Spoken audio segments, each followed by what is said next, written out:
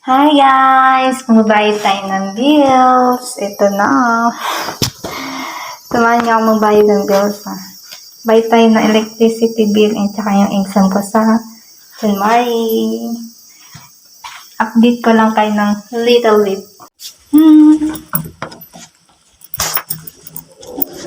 Punta tayo na Family Mart. Doon ako lagi nagbabayad ng mga bills ko sa kung ano-anong bagay.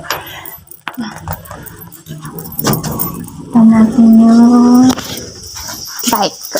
Yan yung bike ko, guys. Yan.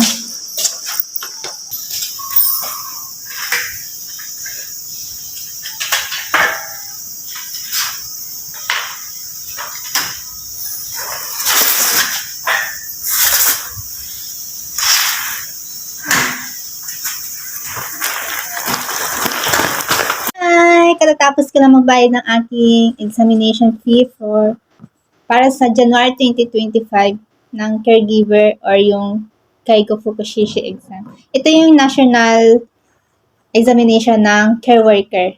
Dahil EPA ako, guys. Ito, EPA. So, yan nga.